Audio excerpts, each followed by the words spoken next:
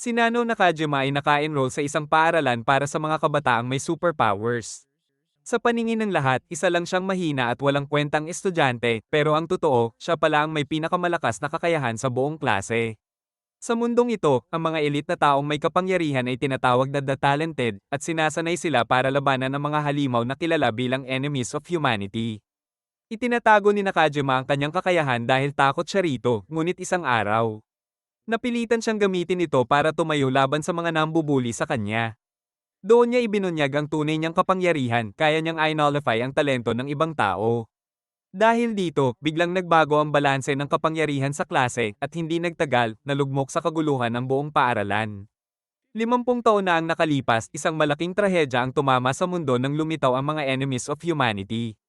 Naghasik sila ng lagim sa buong planeta at walang awang pumatay ng mahigit 10 milyong tao. Sa tulong ng The Talented, nagtagumpay ang sangkatauhan laban sa mga halimaw, at sa wakas ay naibalik ang kapayapaan. Ipinanganak si Nanao Nakajima bilang isang kabiguan sa mata ng kanyang mayaman at lubhang talentadong pamilya. Ngunit nang matuklasan ng kanyang istriktong ama na may kakayahan rin siya, inutusan siyang mag-enroll sa isang hiwalay na pasilidad sa isang liblib na isla na nagsisilbing training ground ng mga talented na kabataan, at inatasan siyang balang araw ay maging leader nila.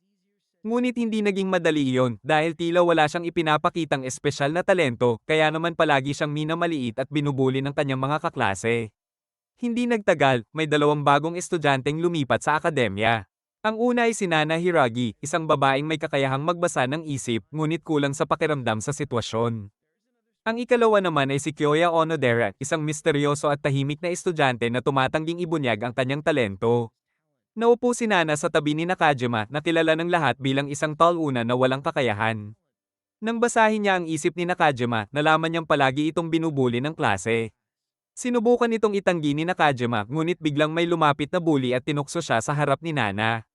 Hindi nag-atubili si Nana at ipinagtanggol siya. Pagkatapos nito, kinausap niya si Nakajima at sinabi niyang gusto niya itong maging kaibigan dahil mabuti raw itong tao. Maya-maya, inanunsyo ng guro ang pagpili ng class representative. Ang 2 pinakamalalakas na kandidato ay sina Moguo Ijima at Seiya Cory. Ngunit biglang nominahan ni Nana si Nanao Nakajima nang walang pahintulot nito, sinasabing siya ang may pinakamalinis na puso sa klase. Tumanggi si Nakajima sa posisyon, ngunit patuloy siyang sinundan ni Nana upang kumbinsihin siya, at hiniling nitong ipasyal siya sa isla. Habang iniikot niya si Nana, dinala niya ito sa isang bangin, kung saan tinanong siya ni Nana kung ano ang kanyang talento. Sinagot niya na wala lang itong espesyal at itinatago lamang niya ito bilang pag-iingat, dahil may narinig siyang mga chismis na may mga enemies of humanity na nakapasok sa isla, at naniniwala siyang makakatulong ang kakayahan ni Nana upang matukoy ang mga ito. Papauwi na sila sa dormitoryo nang muli siyang pilitin ni Nana na tumakbo bilang class representative, ngunit sinabihan niya itong huwag umasta na parang ama niya. Binasa ni Nana ang isip niya at nalaman niyang may problema siya sa kanyang ama at naroon lamang siya upang makuha ang kanyang approval. Bagay na ikinagalit ni Nakajima. Kinabukasan, hindi sumali si Nakajima sa laban para sa posisyon, at nagharap sina Moguo at Cory. Nagbanggaan ang kanilang apoy at yelo, at sa simula ay tabla ang laban, ngunit ginamit ni Cory ang kanyang yelo upang i-freeze ang binti ni Moguo, tuluyan itong hindi makagalaw, at sa huli, si Cory ang nanalo bilang class leader.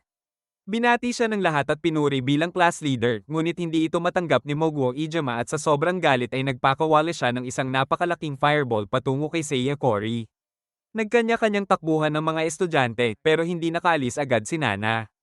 Nang makita siyang nasa panganib, agad na sumugod si Nanao Nakajima at ginamit ang kanyang talento para tuluyang mawala ang fireball. Nang tanungin siya ni Nana kung paano niya iyon nagawa, kabado niyang inamin na may kakayahan siyang inyutralize ang talento ng iba.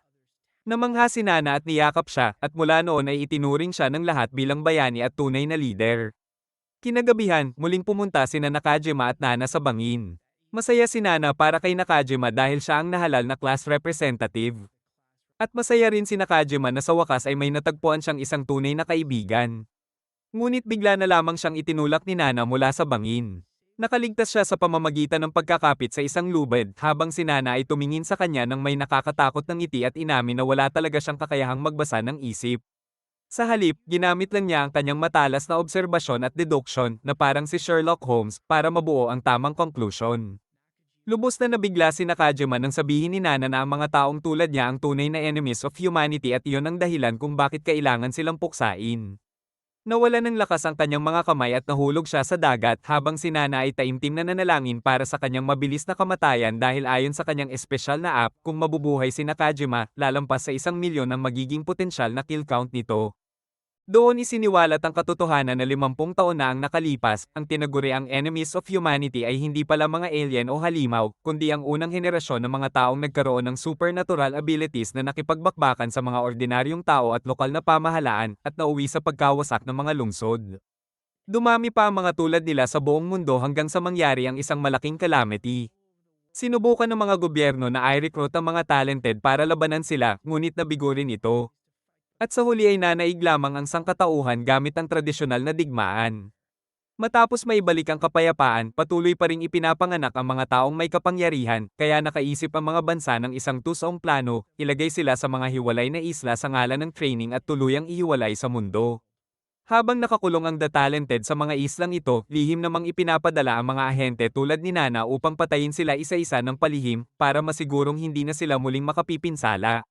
Sa kasalukuyan, nasa Pekla si Nana kung saan nagsasanay ang mga estudyante na tumakbo sa ibabaw ng isang troso sa gitna ng lawa. Dinaanan siya ni Mogo at tinanong kung bakit hindi na pumapasok si Nakajima.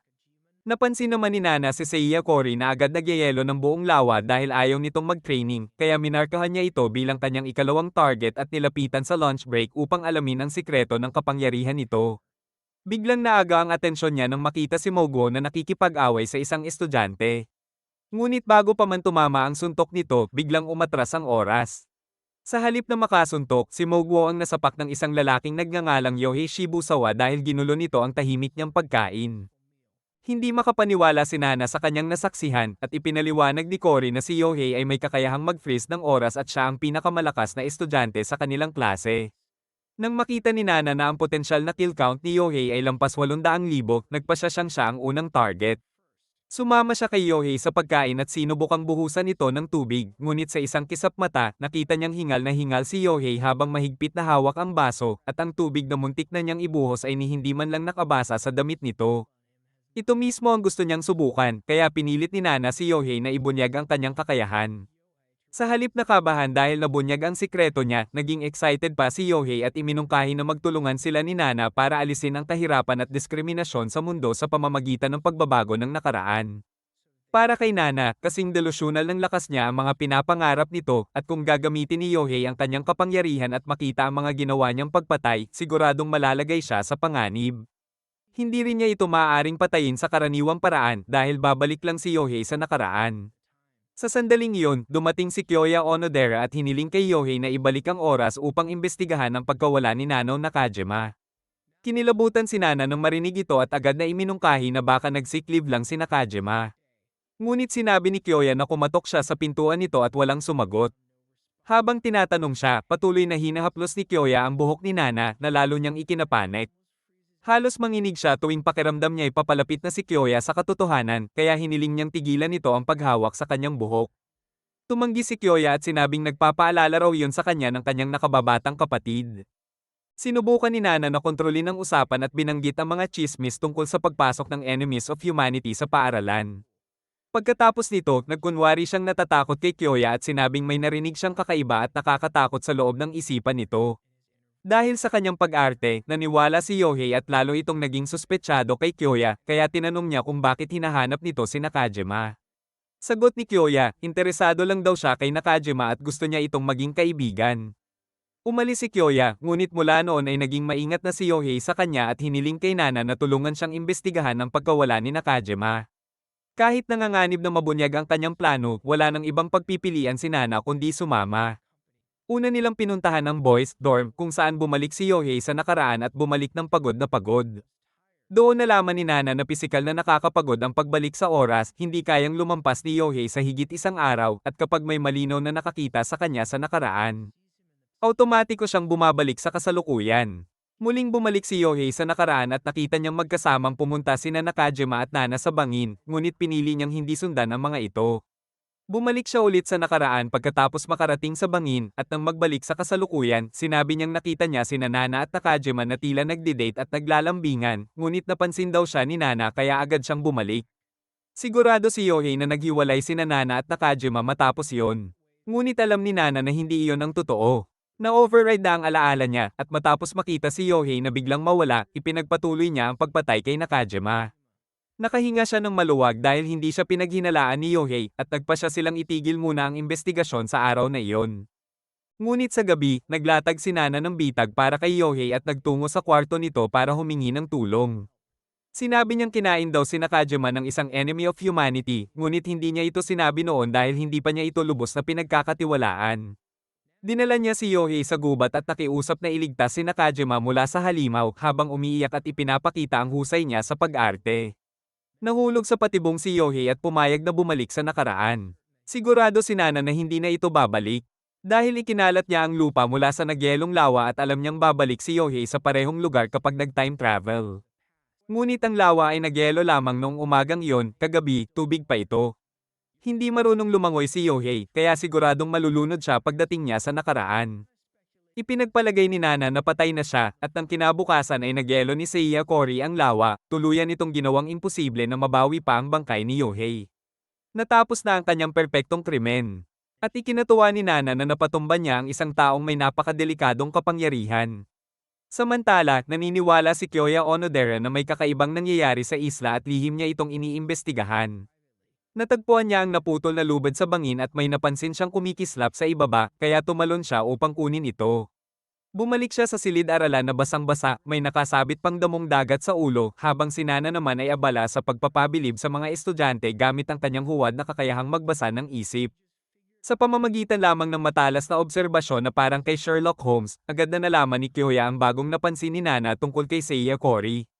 Dito napagtanto ni Nana na si Kyoya ang pinakamapanganib na tao sa klase dahil sa talas ng kanyang isip, kaya pinili niya itong maging susunod na target.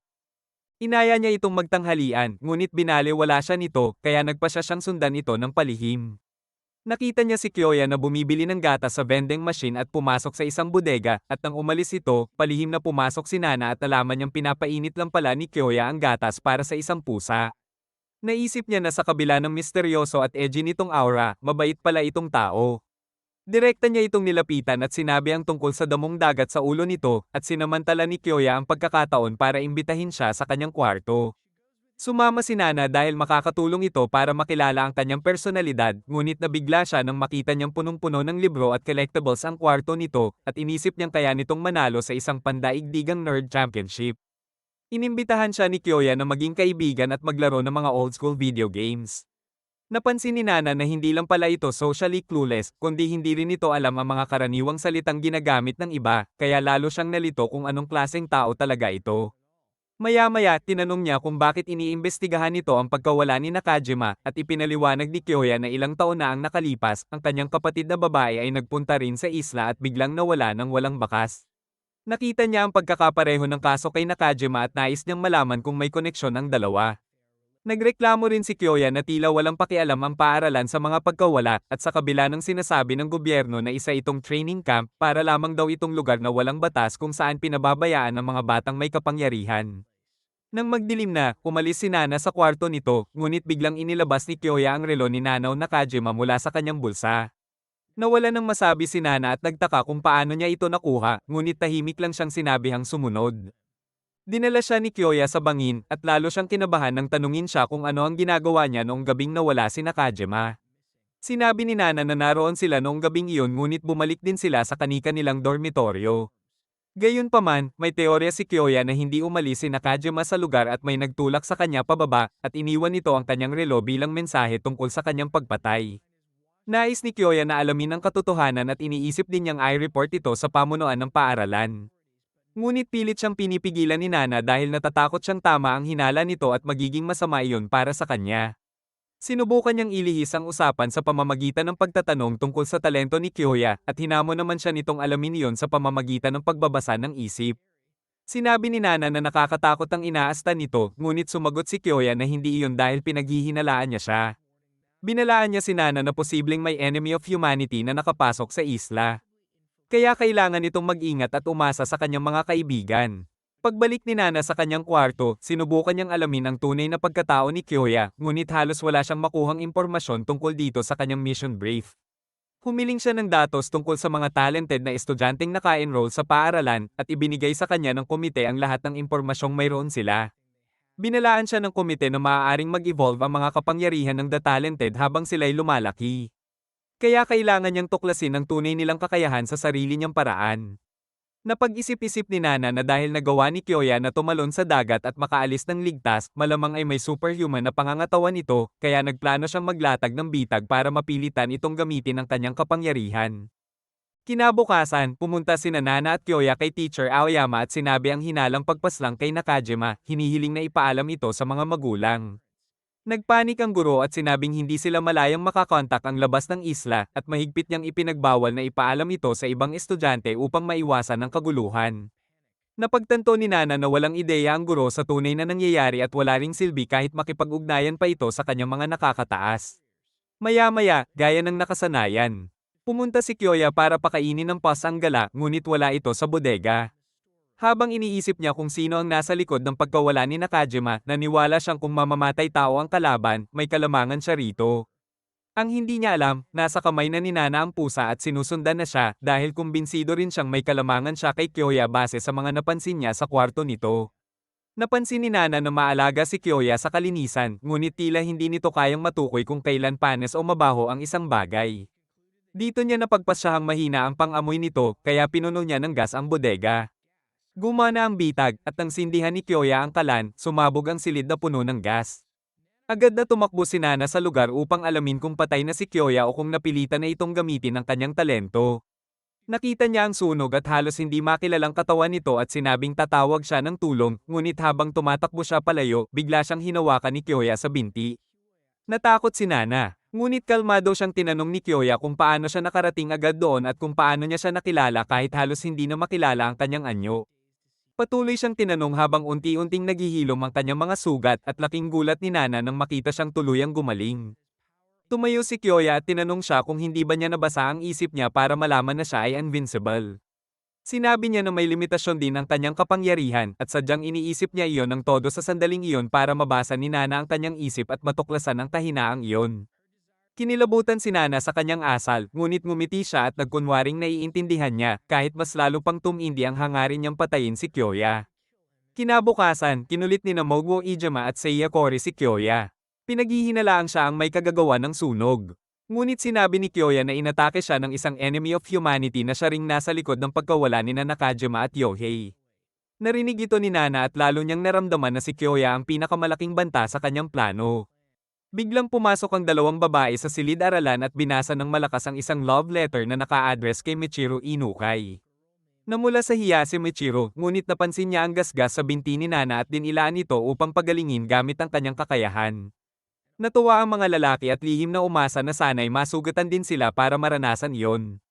Nagpasalamat si Nana, ngunit kalaunan ay nalaman niyang ang potensyal na kill count ni Michiru ay umaabot sa 150,000 sa kabila ng kakayahan nitong magpagaling.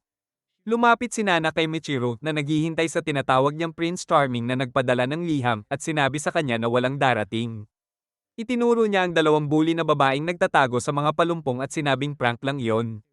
At nalaman niya ang katotohanan sa pamamagitan ng pagbabasa ng kanilang isip. Tumakbo ang dalawang babae, ngunit labis na nasaktan si Michiru at napaiyak. Sinamantala ito ni Nana upang mas mapalapit sa kanya at inimbitahan siyang magtanghalian nang hindi niya alam na binabantayan pala siya ni Kyoya. Matapos gugulin ang buong araw sa pakikinig kay Michiru Inukai na masiglang nagkukwento, nalaman ni Nana na ang kakayahan nito ay pagalingin ang anumang mad-ilaan ng kanyang dila. Kaya rin itong pagalingin ang sarili, kaya nagplano si Nana na atakihin siya mula sa likuran at inilabas ang isang matalim na harpoon. Ngunit paglabas niya ng kanyang kwarto, nadatnan niya si Kyoya Onodera na nagsabing nandoon siya para bantayan siya sakaling may umatake na enemy of humanity dahil kaibigan niya raw siya.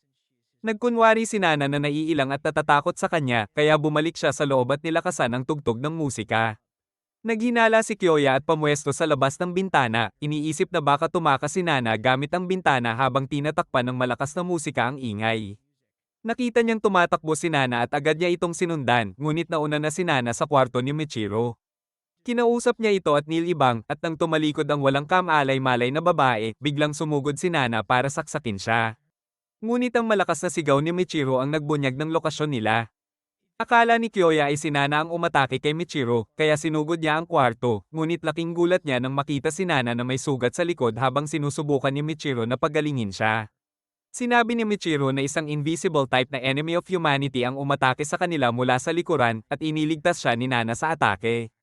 Tuluyang gumuho ang hinala ni Kyoya na si Nana ang mamamatay tao at hindi na niya ito kayang pagdudahan. Ang totoo, bahagi ito ng plano ni Nana para lituhin si Kyoya at gamitin ang imahe na iniligtas niya si Michiro upang makuha ang tiwala ng klase at kontrolin ang paaralan. Kinabukasan, nagtipon ng klase at nag-aalala sila para kay Nana. Ikinwento niya na patay na rin si Nanao Nakajima, ngunit walang pakialam ang karamihan dahil isa lang daw itong talunan. Muling naglaban sina Mogwo Ijama at Seiya Kori para sa posisyon ng class representative, ngunit sinimulan ni Nana ang pag-iyak at ginamit ang simpatiya ng klase, sinasabing hindi niya man lang natulungan si Michiro na mapasaya. Iminungkahi ni Michiro na si Nana na lang ang gawing leader dahil iniligtas niya ang kanyang buhay. Walang pagtutol sina Mogwo at Kori, at agad na nahalal si Nana bilang bagong class representative. Bigla siyang sumigla at ngumiti matapos mahalal, bagay na lalong ikinaduda ni Kyoya dahil sa biglaang pagbabago ng kanyang mood.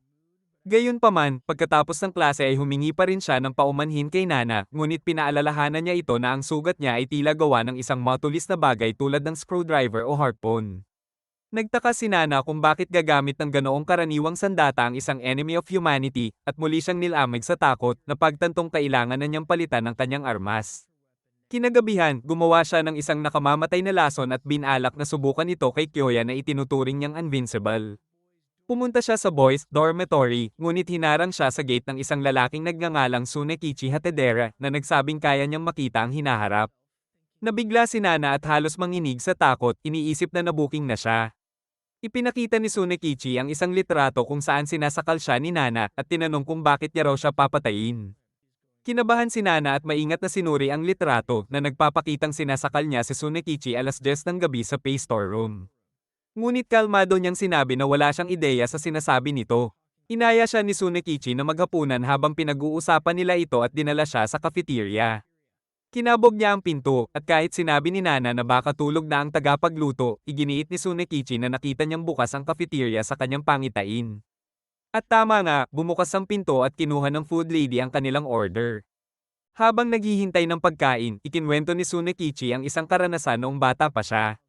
Nakita raw niya sa isang pangitain na makakakuha siya ng 0 sa isang exam, kaya nagsikap siyang mag-aral upang baguhin yon, ngunit nagkasakit siya sa araw ng exam at nakakuha pa rin ng 0. Doon niya napagtanto na hindi matatakasan ang kapalaran, at mula noon ay tuluyan niyang binago ang kanyang personalidad at pamumuhay. Pagkatapos nito, ipinakita niya kay Nana ang isa pang litrato. May isa pang litrato kung saan may nakapatong na plato ng noodle sa ulo ni Nana. At sinasabi ni Tsunekichi Hatedera na mangyayari yon sa lalong madaling panahon. Hindi naniwala si Nana, pero para makasiguro ay hiniling pa rin niya sa food lady na palitan ang order niya. Gayunpaman, nadulas ang food lady sa basang sahig at tumalsik ang noodles, eksaktong bumagsak sa ulo ni Nana sa parehong posisyon na nakita sa hula ni Hat. Tuwa si Hat habang ipinapakita na ang hinaharap na nakita niya ay hindi na mababago, at muli niyang hiningi ang dahilan kung bakit siya papatayin ni Nana. Iginiit ni Nana na isa lamang itong pagkakamali, ngunit inilabas ni Hat ang litrato kung saan makikitang itinutulak niya si Nanao Nakajima mula sa bangin at tinanong kung pagkakamali rin ba yon. Nanigas si Nana sa takot ng mapagtantong matagal na pala siyang nabuking.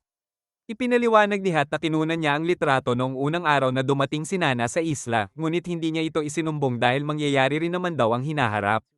Lalo pang kinilabutan si Nana habang patuloy na nagsasalita si Hat tungkol sa bagong class leader na isa palang serial killer. Tumawa siya at sinabing wala siyang nakitang kahit anong enemy of humanity sa kanyang mga pangitain, at lahat ng pagkamatay ay gawa ni Nana. Pinilit ni Nana na magmukhang inosente at nangakong gagawin ang kahit ano kung tutulungan siyang linisin ang kanyang pangalan. Iyon mismo ang hinihintay ni Hat at hiniling niyang maging girlfriend niya si Nana. Dinala niya ito sa kanyang magulong kwarto at pinamasahe siya habang sinasabing walang silbi ang lumaban sa itinakdang hinaharap, ngunit maaari pa rin niyang gamitin ang kaalaman nito para i-blackmail siya. Sinabi rin ni Hat na hanggang sa oras na ipinapakita sa litrato, siguradong mabubuhay siya, at kahit lampas pa roon ay hindi pa tiyak kung mamamatay ba siya o lalaban para iligtas ang sarili. Gusto nang umalis ni Nana sa mabahong kwarto. Ngunit sinigawan siya ni Hat at sinabing bina-blackmail niya siya, kaya wala siyang choice kundi sundin ang gusto nito. Natulog si Hat na may isang kamay sa kamera na kumukuha ng litrato ng kanyang mga propetikong panaginip. Gising si Nana at sinuri ang mga larawan at may isa siyang nakita na labis na nakakabahala kaya itinago niya ito. Pagkatapos, ninakaw niya ang kamera para subukan, ngunit nalaman niyang wala itong espesyal na kapangyarihan. Gayunpaman, determinado si Nana na humanap ng paraan para lampasan ang hinulaang hinaharap at baguhin ang kanyang kapalaran. Kinaumagahan, nang magising si Hat, nagkunwari si Nana na takot, pinaglinis niya ito ng kwarto at bigla niya itong tinakot mula sa likod, sabay sabing bawat gabi ay may eksaktong 5 premonition siya, pero ngayon ay 4 na lang ang litrato. Kinabahan si Nana, at agad siyang hinalughog ni Hat hanggang makita ang isang litrato. Sa litrato, makikitang sinasakal siya ni Nana at malamang ay patay na. Umiyak si Nana at sinabing itinago lang niya ang litrato para hindi na lumaki ang hindi pagkakaunawaan. Ngunit walang pakialam si Hat at naniwalang iyon ang hinaharap matapos niyang sakalin ito. Wala siyang pakialam sa loika, ngunit sinubukan pa rin ni Nana na kumbinsihin siyang hindi niya siya sasaktan. Iminungkahi niyang pumunta sila sa lugar at oras na nakasaad sa litrato, at kapag walang nangyari, dapat maniwala na siya. Tinanggap ni Hat ang alok at pumasok sa banyo, ngunit nagpa siya si Nana na patayin na siya agad. Inilabas niya ang poison needle, ngunit may narinig siyang mga taong nag-uusap sa labas kaya inurong niya ang plano. Kinagabihan, hinintay niya si Hat sa pay storeroom habang tinitingnan na ang potensyal nitong kill count ay lampas 500,000. Inilabas niya ang lalagyan ng poison needle, ngunit nadulas ito mula sa kanyang kamay, at bago pa niya ito mapulot, dumating si Hat. Umupo si Tsunekichi sa bangko at agad sumugod si Nana upang sakalin siya gamit ang skipping rope. Eksaktong kapareho ng eksena sa larawang nakita ni Hat ang nangyari, ngunit bigla siyang nagsabing psyche at ipinakita kay Nana na hawak pala niya ang lubid, kaya mukha lang siyang sinasakal. Doon siya tuluyang nakasiguro na talagang balak siyang patayin ni Nana, kaya sinuntok niya ito at pinabagsak sa sahig. Umibabaw siya sa kanya at sinabing oras na para tuparin ang hula ng kanyang kamatayan. Ngunit napigilan ni Nana ang kanyang kamay habang aatake ito, at biglang nanghina si Hat. Tumayo si Nana, inayos ang sarili, at sinabi sa kanya na nasa panig niya ang kapalaran. Nang ihampas siya ni Hat sa sahig, eksaktong bumagsak siya sa tabi ng lalagyan ng poison needle, kaya nagawa niyang umatake sa huling sandali. Sinabi niya kay Hat na malapit na itong mamatay, ngunit hindi ito makapaniwala at sumigaw na si Nana ang dapat mamatay ayon sa kanyang hula. Nauwi sila sa pagtatalo tungkol sa kapalaran at kung ito ba'y hindi maiiwasan, hanggang ipinaliwanag ni Nana na ang larawang nagpapakitang siya ang sinasakal ay hindi isa sa mga premonition ni Hat kundi isang ordinaryong selfie na siya mismo ang kumuha para linlangin siya. Ipinakita ni Nana ang tunay na litrato ng hula, at sa sandaling iyon ay biglang bumukas ang mga ilaw. Dumating sina Kyoya at Michiro sa storeroom, kaya itinago ni Nana ang litrato sa likod niya habang namamatay si Hat, eksaktong tulad ng ipinakita sa hula. Alam ni Nana na dito pa lang talaga magsisimula ang tunay na panganib, at iniisip niya kung paano niya sila makukumbinsing wala siyang kasalanan.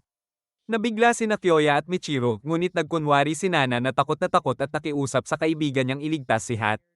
Sinubukan ni Michiro na pagalingin siya, ngunit huli na ang lahat. Ipinaliwanag ni Kyoya na nag-alala si Michiro dahil nawawala si Nana sa kanyang kwarto. Kaya nag-imbestiga sila at nalaman nilang sinasabi ni Hat na may relasyon sila. Hindi tumigil si Nana sa peking pag-iyak, ngunit biglang inilabas ni Kyoya ang isang litrato at sinabing isa iyon sa mga premonition ni Hat. Akala ni Nana ay tapos na siya, ngunit laking ginhawa niya nang mapagtantong iyon pala ang peking selfie. Nakakita siya ng sinag ng pag-asa, at nang malaman niyang wala ng ibang litrato ang nakita dahil nagmamadali silang tumulong, naisip niyang maaari pa niyang manipulahin ang sitwasyon. Sinabi niya na una siyang pinakita ni Hat ng mga litrato kung saan inaatake raw siya ng mga enemies of humanity at humingi ng tulong, pero kalaunan ay binlockmail siya gamit ang mga litrato at dinala siya rito para saktan. Sigurado si Nana na kung isang desenteng tao si Kyoya, hindi na nito hahanapin pa ang ibang litrato dahil baka may makita itong hindi angkop at mas nakatuon ito sa mismong eksena ng pagkamatay. Iminungkahi ni Kyoya na baka inatake ni Hat si Nana at napatay niya ito sa pagtatanggol sa sarili. Ngunit itinanggi ni Nana iyon. Nagmungkahi si Michiro na baka may sakit si Hat, ngunit iginiit ni Nana na isang enemy of humanity ang nasa likod ng pagpatay at narinig niya ang boses nito. Hindi lubos na naniwala si Kyoya, ngunit pinayagan muna niyang umalis si Nana habang patuloy na sinusuri ni Michiro ang katawan ni Hat. Pumunta si Nana sa kwarto ni Hat upang siguraduhing masilyuhan ang lahat ng litrato, ngunit sumunod agad si Kyoya. Sinabi niya na hindi siya interesado sa mga personal na litrato at naroon lang siya upang maghanap ng anumang palatandaan tungkol sa pagkamatay o posibleng sakit ni Hat. Wala siyang nakitang ebidensya na may sakit si Hat kaya inilabas niya ang litrato kung saan sinasakal si Nana at tinanong kung bakit hindi ito nagkatotoo. Sinabi ni Kyoya na palaging ipinagmamalaki ni Hat na nagkakatotoo ang kanyang mga hula. At sumagot si Nana na kayang baguhin ng tao ang kanilang kinabukasan sa pamamagitan ng sariling pagsisikap, bagay na halos paniwalaan na rin niya. Ngunit napansin ni Kyoya ang isa pang mali sa litrato at itinuro na dobleng nakapulupot ang lubad sa leeg ni Nana, isang bagay na walang oras gawin ang sinumang totoong mamamatay tao. Naniniwala si Kyoya na ang litrato ay hindi isang precognition kundi isang selfie, at doon tuluyang natarante si Nana dahil natuklasan nito ang pinakamaliit niyang pagkakamali. Mabilis siyang umalis sa kwarto habang pinagsisisihan ni Kyoya na huli na siya upang makita pa ang ibang mga litrato. Pagdating ni Nana sa kanyang silid, sinuri niya ang lahat ng larawan at napansin niyang may isang nawawala.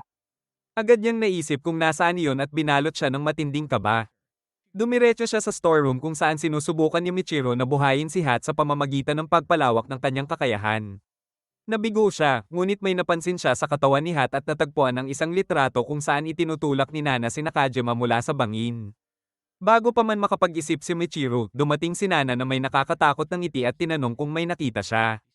Inisip ni Nana na kung itatago ni Michiro ang litrato, ituturing niya itong kaaway at papatayin niya agad ito. Ngunit walang pag-aalinlangan na iniabot ni Michiro ang litrato at tinanong kung ano ang ibig sabihin nito.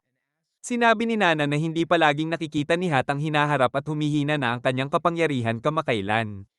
Ipinaliwanag niya na ang litrato ay hindi isang hula kundi isa lamang sa mga panaginip ni Hat dahil nagseselos ito sa pagiging malapit niya kay Nakajima. Hiniling niya kay Michiro na panatilihin itong lihim at masayang pumayag si Michiro. Isang libing ang inorganisa para kay Hat. At doon nalaman ni Nana na sinusubukan ni Michiro na i-evolve ang kanyang kakayahan upang buhayin muli ang mga patay.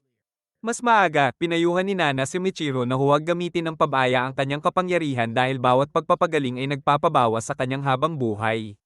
Sinabi niyang malulungkot siya kung mawawala ang buhay ni Michiro dahil sa pagtatangkang buhayin ng iba, at labis itong nakaantig kay Michiro kahit ang tunay na intensyon ni Nana ay pigilan ang mabilis na pag-unlad ng kanyang kakayahan. Tumayo si Kyoya at inanunsyo ang balak niyang magsagawa ng autopsy kay Hat dahil kainahinala ang pagkamatay nito.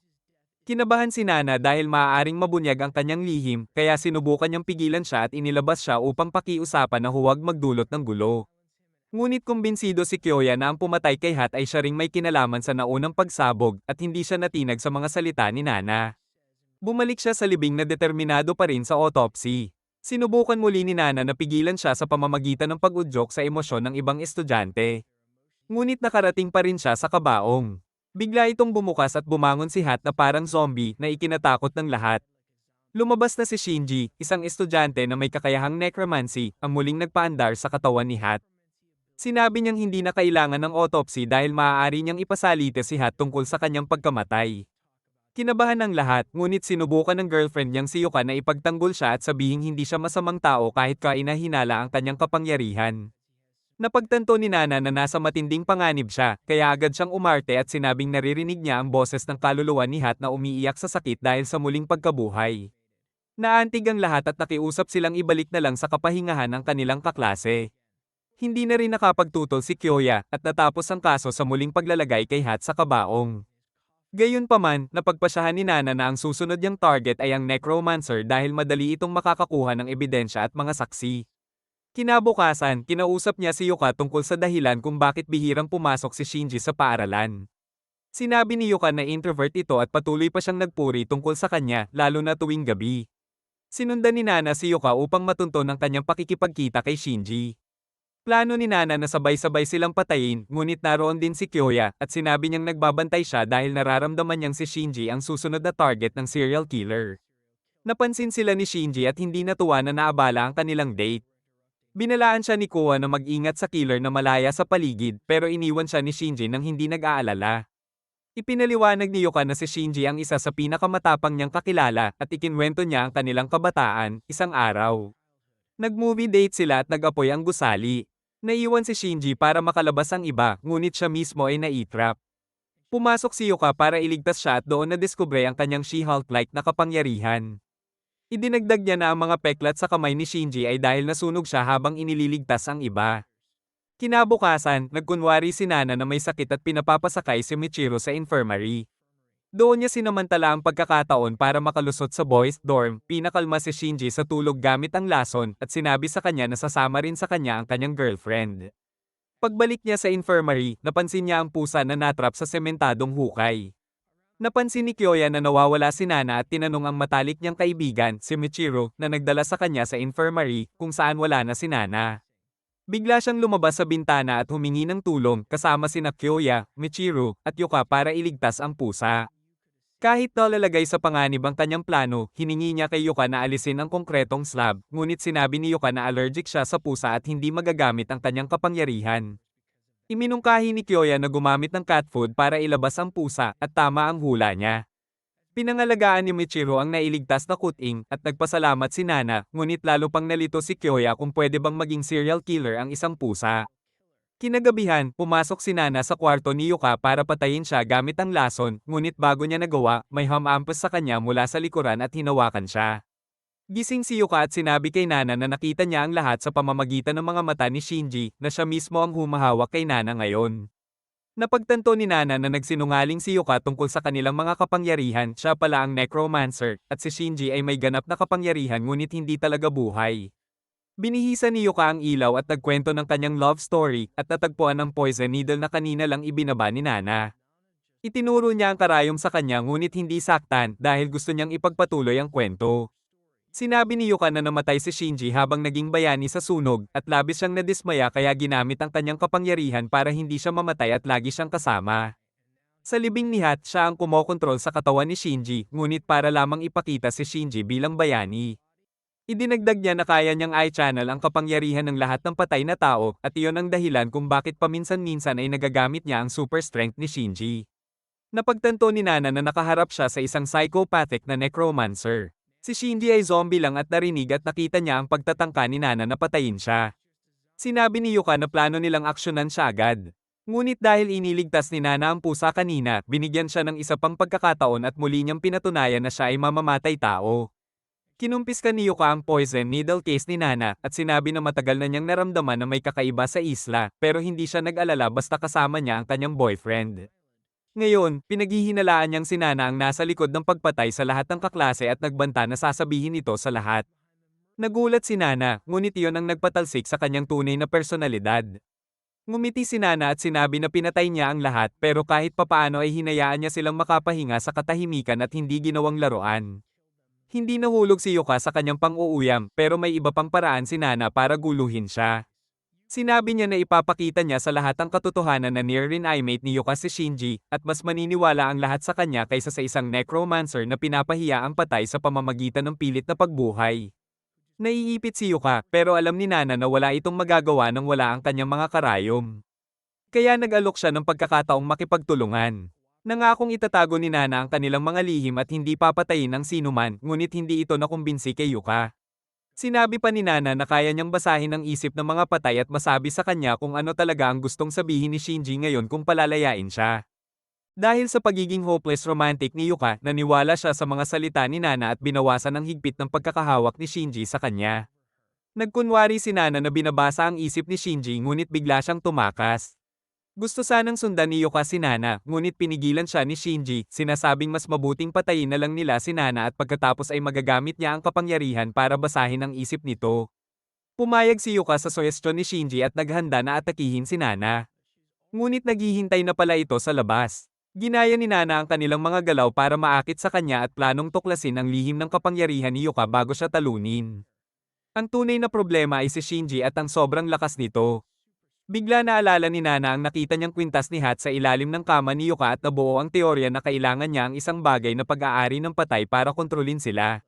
Sinubukan ni Nana ang kanyang teorya at tinukso si Yuka, sinasabing alam niyang ang pendant na suot nito ay pag-aari ni Shinji at kapag nakuha niya ito ay magiging walang kapangyarihan si Yuka. Sinubukan ni Yuka hanapin siya sa dilim ngunit hindi niya makita. Ilang sandali lang, tumalon si Nana sa kanya para sungkitin ang kwintas pero tinawag ni Yuka si Shinji para tulungan siya. Pinagtulungan ni Nana na itulak siya at tumakbo sa takot ngunit sinusundan siya ng maayos ng kanyang mga taga-persige. Habang nagpapahinga siya, bigla siyang inatake ng isa pang zombie na labis niyang kinilabutan at napagtanto niyang napapalibutan siya ng maraming zombie. Sinabi ni Yuka na dahil sa kanyang kakayahan. Alam niya palagi na maraming bangkay sa isla at kontrolado niya lahat ng iyon ngayon, ilan sa kanila ay mga talented students at iba naman ay mga guro, ngunit lahat ay namatay sa marahas na paraan. Ginagamit ni Yuka ang kapangyarihan ng isa sa mga estudyante na may night vision para hanapin ang target sa dilim. Kinabahan si Nana at nagtataka kung ang mga bangkay sa isla ay dulot ng ahente na dumating dito dati. Wala siyang oras para mag-isip kaya tumakbo siya para iligtas ang sarili, nagtago sa isang sira-sirang cottage, at nagplano kung paano talunin si Yuka. Hindi niya nakita si Shinji sa araw at madilim ang kwarto nito, kaya naniwala siya na baka mapigilan ng sikat ng araw ang necromancy.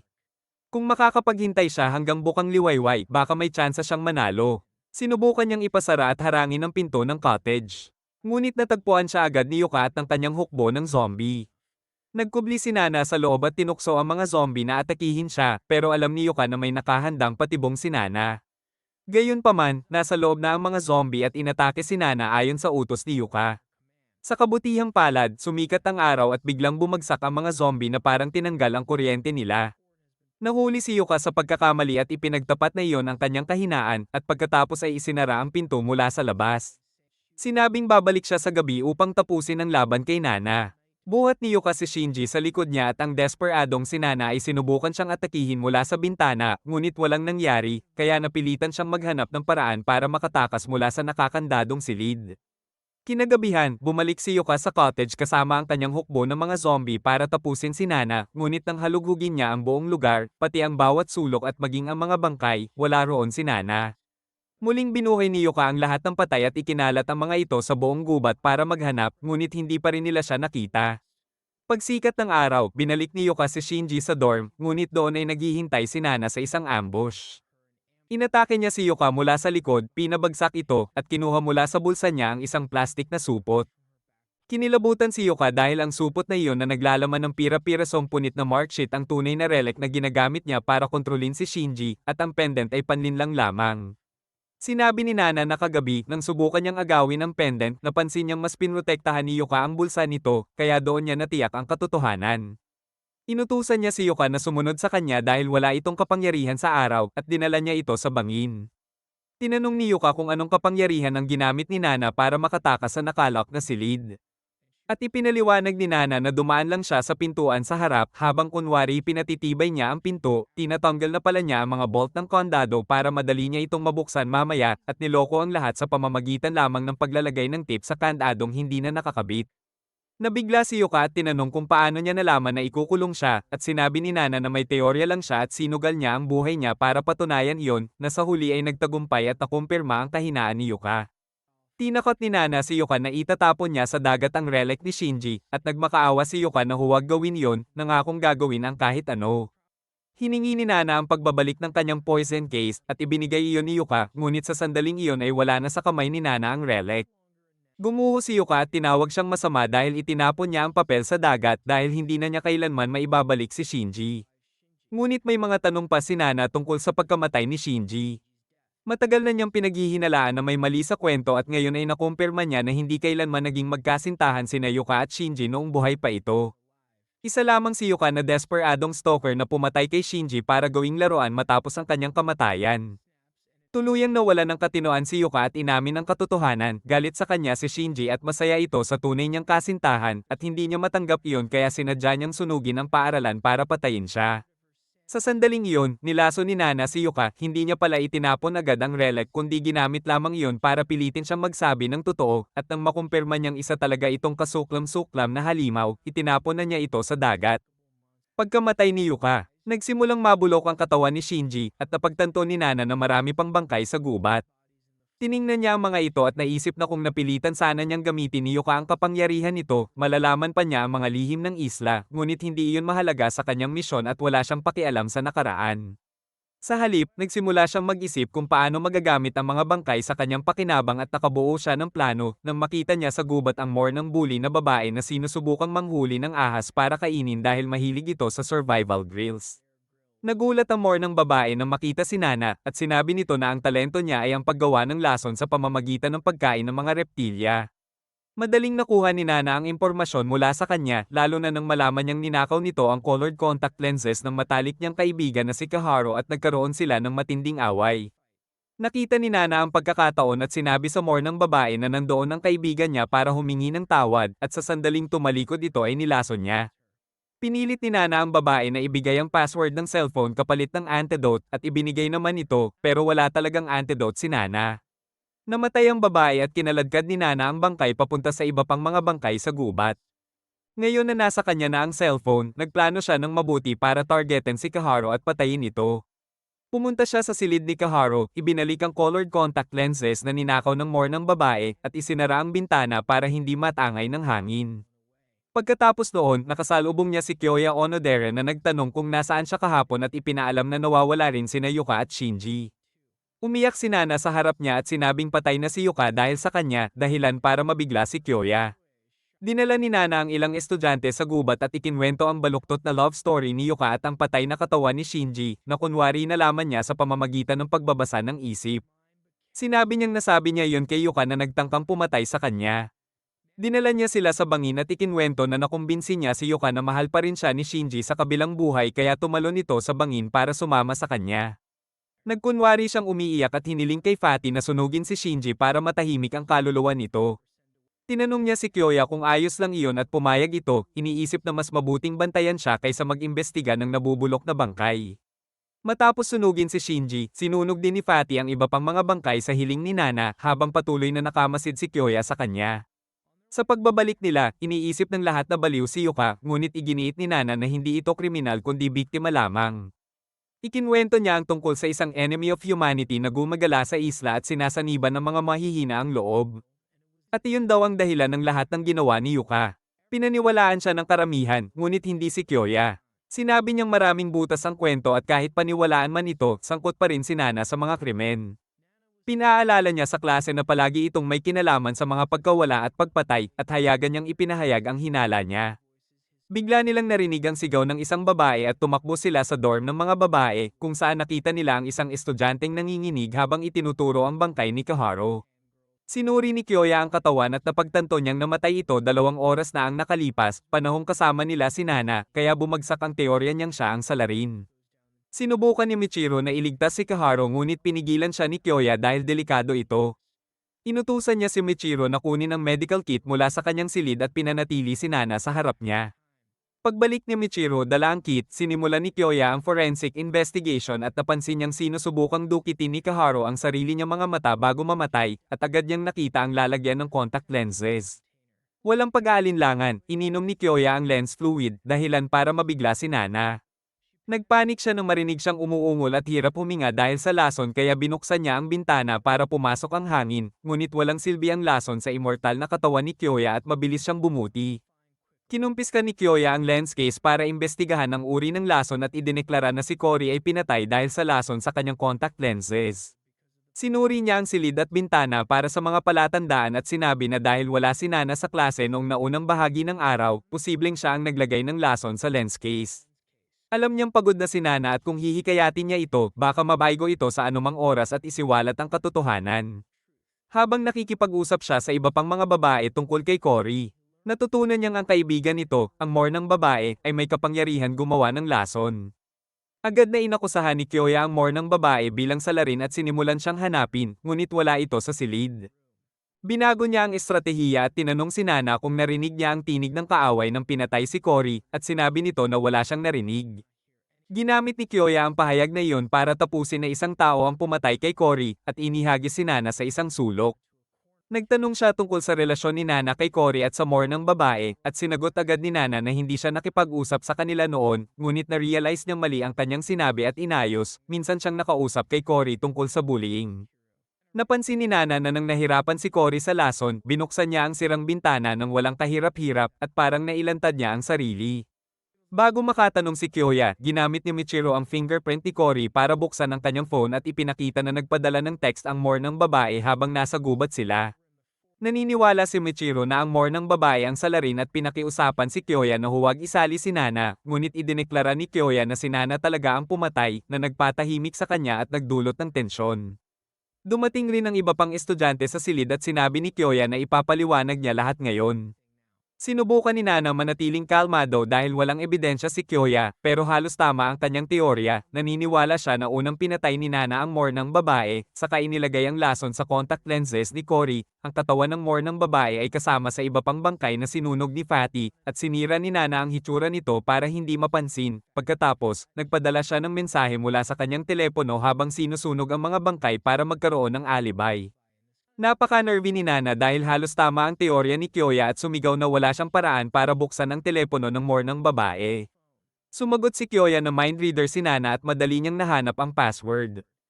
Pinipilit ni Kyoya na suriin ang katawan ni Nana at habang inilalagay niya ang kamay sa kanyang mga bulsa, napansin ni Nana at naging tense pero walang nahanap si Kyoya.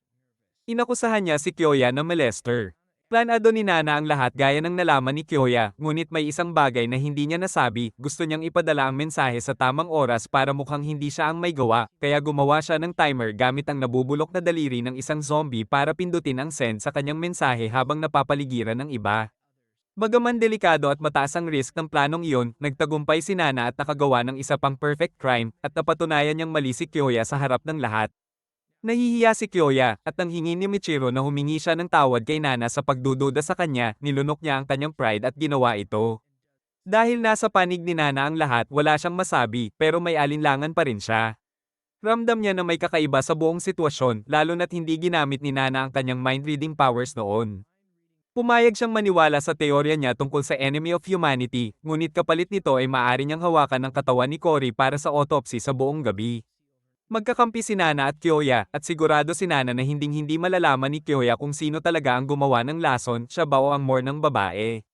Umupo si Nana sa labas ng dorm ng mga babae, naghihintay ng tamang pagkakataon para itapon ang lasong ginawa niya.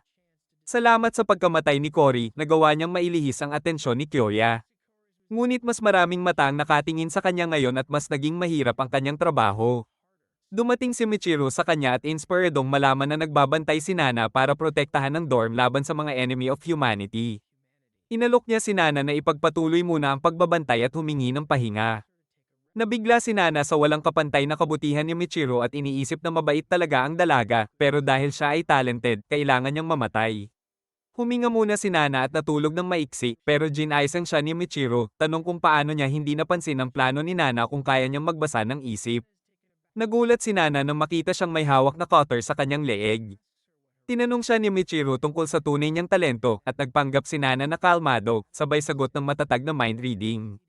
Nakakita siya ng pagkakataon at na-disarm si Michiro sa pamamagitan ng isang slap sa kamay. Pinuri siya ni Michiro na magaling siyang sanay at nagbanta si Nana na sisiga at aakusahan siyang sinaniba ng enemy of humanity kung susubukan pa niya. Ngunit sinabi ni Michiro na madali niyang maipapakita ang katotohanan dahil walang maniniwala na ang isang mabait na dalaga tulad niya ay sasaktan ng kanyang kaibigan. May mga babae ring lumabas, kaya umalis si Michiro na may banayad na babala. Galit na galit si Nana sa pagkakanulo. Kinabukasan, ipinakita ni Michiro kay Nana sa klase ang isang gift box at hiniling na hulaan niya kung ano ang laman nito. Wala talagang ideya si Nana at sinabi na hindi niya magagamit ang kanyang kapangyarihan dahil pagod siya. Sinabi ni Michiro na tatanungin siya muli sa lunch at pagkatapos ng klase, paulit-ulit hanggang sa maubos ang mga dahilan ni Nana at aminin niyang hindi niya talaga mababasa ang isip ng kahit sino. Pumasok si Kyoya sa klase kasama ang guro at inutusan siyang makipag-ugnayan sa mga awtoridad. Nang makita niya si Michiro na nakikialam kay Nana tungkol sa laman ng regalo, mali ang sagot nito. Ngunit sinabi ni Michiro na iniisip ng lahat sa klase na mahal ni Michiro si Nana. Agad tinanggal ni Kyoya ang note sa likod ni Michiro na nagsasabing I love Nana. Nahihiya si Michiro pero ipinakita ni Nana na nababasa niya ang isip ng lahat dahil iniisip nila ang tungkol sa note. Hindi siya pinaniwala ni Kyoya pero hindi niya masabi ang anuman dahil nagkamali siya kahapon. Pagkatapos, dinala ni Nana si Michiro sa bangin at pinuri siya sa pagpapakita ng kanyang mind-reading abilities sa harap ng klase. Pero si Nana ay handang makipagtalo at tinanong kung nasaan ang tunay na Michiro. Itinuro niya na hindi nagamot ang sugat ng babae kahapon, kaya malinaw na ito ay impostor at hindi ang tunay na Michiro. Inamin ng peking Michiro na tama si Nana. Ngunit sinabi niya na labis niyang pinahahalagahan ang kanyang kaibigan. Para kay Nana Hiragi, isang walang pinipiling serial killer, lubhang nakakagulat ito. Mas lalo siyang nabigla nang malaman niyang alam ng peking Michiro Inukay ang kanyang sikreto. Nang sundan ni Nana ang direksyon ng tingin ni Michiro at sandaling alisin ang mga mata rito, bigla niyang nakita sa harap niya ang isang matangkad na lalaking nakasuot ng suit. Ipinakilala nito ang sarili bilang Jin Tachibana, isang talented na may kakayahang mag-shapeshift at sinabing isa siya sa mga nakatatandang estudyante sa isla. Matagal na role niyang minamanmanan si Nana mula pa nang dumating ito roon. Dinala ni Jin si Nana sa kanyang taguan at ipinaliwanag na ligtas at busog si Michiro. Pinapasok niya ito sa loob ng kanyang kuweba, nagtimpla ng kape para sa kanilang dalawa, at ikinwento na 5 taon na siyang naninirahan doon. Alam daw niya na si Nana ay isang serial killer, ngunit nagpasalamat pa siya rito sa pagpatay kay Yuka Sasaki, na dumumi sa mga bangkay ng kanyang mga kaklase na nakalibing sa kagubatan. Nabigla si Nana nang marinig ito. Sinabi rin ni Jin na ginugol niya ang kanyang oras sa pagbabantay sa isla habang nagkukunwaring isa sa 2 ligaw na pusa roon. Alam niya ang mga paraan ni Nana sa pagpatay, ngunit gusto niyang malaman kung bakit nito ginagawa ang lahat ng iyon. Naniniwala si Jin na kahit pahirapan niya si Nana, wala rin siyang makukuhang sagot kaya iminungkahi niyang magpalitan na lamang sila ng mga kwento. Siya ang unang nagsalita at ikinwento ang tungkol sa civil war sa pagitan ng mga talented na estudyante 5 taon na ang nakalipas. Nagsimula raw ang lahat ng patayin ng isang babae ang pinakamalakas na lalaki sa klase upang patunayan ang kanyang pagiging superior. Nabunyag ang kanyang ginawa at ipinatapon siya, ngunit pinatay rin siya ng lalaking may gusto sa kanya. Mula noon, sumali na ang lahat sa labanan at nahati ang mga estudyante sa 2 grupo, kumbinsidong ang kabilang panig ay sinapian ng kaaway ng sangkatauhan. Ayon kay Jean, wala namang nagsabi sa kanila na may tunay na enemies of humanity sa isla at nagpatayan lamang sila dahil sa kanilang imahinasyon. Ang kuweba ay isa sa mga naging safe zone ng mga gustong tumakas sa digmaan. Tumakas agad ang mga guro nang magsimula ang labanan, na para bang alam na nila ang mangyayari. Sinundan sila ng mga estudyanteng kayang lumipad at lumangoy. Ngunit pagkalayo pa lamang nila sa pampang ay pinagbabaril sila ng mga barkong militar. Hindi umalis si Jin sa isla kaya siya ang nakaligtas at nagpa siyang magtago habang naglalaban ang 2 grupo. Nanatili ang balanse ng kapangyarihan dahil ang isang panig ay pinamunuan ng may kakayahang makakita ng hinaharap at ang kabila naman ay pinamunuan ng may kakayahang magpahinto ng oras, kaya walang madaling makakuha ng tagumpay. Ngunit kalaunan, namatay rin ang lahat. Pagkatapos nito, umuwi si Jin sa kanyang lola na siyang nag-iisa niyang pamilya. Nang makita siya nito, inakala nitong isa siyang multo dahil ayon sa balita ay namatay na raw siya sa pakikipaglaban sa enemies of humanity. Doon napagtanto ni Jin na sinusubukan ng gobyerno na patayin ang mga talented, kaya agad siyang tumakas bago pa siya mahuli ng mga ahente. Bumalik siya sa isla at naghintay. Makalipas ang panahon, dumating ang mga bagong talented na estudyante. Dahil sa kanyang pagkamausisa, palihim niya silang minamanmanan upang malaman kung ano talaga ang nangyayari. Sa lahat ng mga bagong estudyante, si Nana ang pinaka-nakakuha ng kanyang interes at hindi nagtagal ay nalaman niyang nasa gitna ito ng isang lihim na serye ng mga pagpatay. Sinabi ni Jin na kaya niyang patunayan ang mga kasalanan ni Nana sa buong klase, ngunit upang magawa iyon ay kailangan niyang ibunyag ang kanyang tunay na pagkakakilanlan na matagal na niyang itinago at maaari pa itong magdulot ng panibagong civil war. Dahil dito, nais niyang makipagkasundo kay Nana, kung saan hindi niya ilalantad si Nana kapalit ng pagsasabi nito ng katotohanan tungkol sa pakikialam ng gobyerno sa isla. Pinapayagan niya si Nana na gawin ang gusto nito sa kanyang mga kaklase. Ngunit kapag tinanggihan niya ang alok ay papatayin niya ito. Ngunit nang inumin ni Jin ang kanyang kape, bigla siyang bumagsak. Sinabi ni Nana na hindi siya marunong makitungo sa mga hanggal na hindi napapansin na nalasan ang kanilang inumin. Sa kanyang huling hininga, kinutya siya ni Jin at sinabing iulat niya ang kakaibang insidente nito sa kanyang mga nakatataas. Naisip ni Nana na hindi iyon masamang ideya at tatawag na sana siya sa kumiteng nagpadala sa kanya sa isla nang may biglang umagaw ng kanyang telepono. Paglingon niya, nakita niya si Kyuya Onodera na sinasabing nahanap na niya ang aparatong nagtatago ng lahat ng kanyang lihim. Nagpanik si Nana at nagtataka kung paano iyon nangyari, ngunit nakita niya roon si Michiro na nagsabing bahagi lang iyon ng kanilang palabas at minamaliit niya ang kalaban dahil sa kanyang kayabangan. Wala nang maintindihan si Nana at sinubukan niyang tumakas, ngunit nagyelo ang kanyang paa at hindi na siya makagalaw. Nakita niya si Kyuya sa harap niya at napagtanto niyang si Jin pala ay nag-anyong kanyang mga kaklase at nagagamit din ng kanilang mga kakayahan. Kinumpirma mismo ni Jin na hindi lang siya nakaligtas sa civil war kundi siya ang nagwagi rito at hindi niya iyon nagawa sa simpleng pagbabalat kayo lamang. Kinilabutan si Nana sa kapangyarihan niya at napagtanto na dahil nagagamit ni Jin ang kakayahan ng lahat ng talented.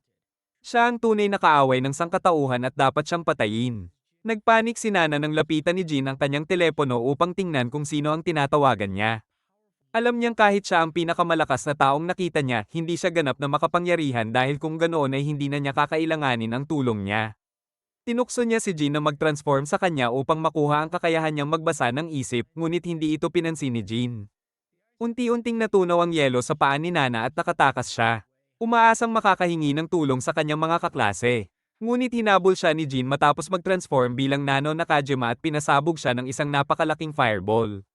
Tinamaan siya sa ulo at malubhang nasugatan. Lumapit si Jean at humingi ng paumanhin dahil hindi pa niya lubos na nakokontrol ang kanyang kapangyarihan dahil kulang siya sa pagsasanay. Pagkatapos ay ikinwento niya na 5 taon na ang nakalipas, may isang estudyante sa kanilang klase na nagsabing ang lahat ng talented ay mga anak ng demonyo at dapat patayin. At binanggit pa nito ang posibleng bilang ng mga mapapatay. Dahil iyon din ang nakasulat sa smartphone ni Nana, sigurado si Jin na may koneksyon si Nana sa taong iyon. Iminungkahi niya na maaaring pareho sila ng employer at hiniling niya kay Nana na tawagan ito para humingi ng tulong.